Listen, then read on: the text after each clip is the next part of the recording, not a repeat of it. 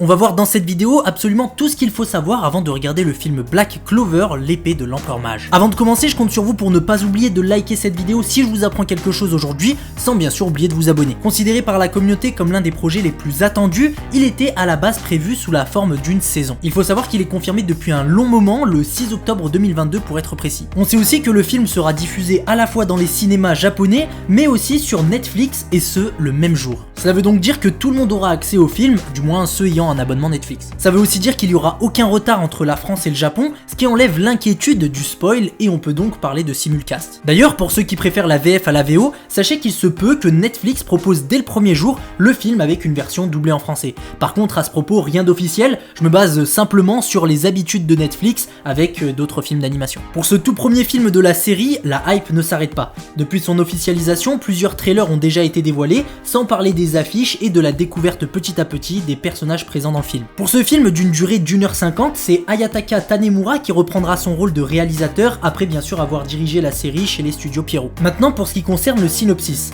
Il faut savoir qu'il reste encore beaucoup de questions sans réponse autour de ce film. En effet, il y a à ce jour très peu d'éléments proposés dans les différentes bandes annonces, affiches et autres communiqués officiels. Nous savons cependant que ce film sera non canon, il n'y aura donc aucun lien important pour comprendre la suite de l'histoire. Donc un hors-série dont l'intrigue tournera autour d'un certain Conrad Leto, doublé par le célèbre Toshihiko Seki, connu aussi pour avoir doublé le personnage d'Iruka Sensei dans Naruto ou encore Kibutsushi Muzan dans Demon Slayer. Nous savons que ce dénommé Conrad Leto était l'ancien Empereur Mage et que ce dernier souhaite provoquer un changement dans le royaume. Malheureusement, à part ça, nous ne savons rien de plus, il faudra donc attendre très certainement la sortie du film pour en apprendre davantage, à moins que d'autres communiqués officiels de dernière minute pointent le bout de leur nez. Pour finir, il est inutile de dire que l'ensemble des personnages de la série feront leur apparition, donc Asta, Yuno, Noël, Yami, etc.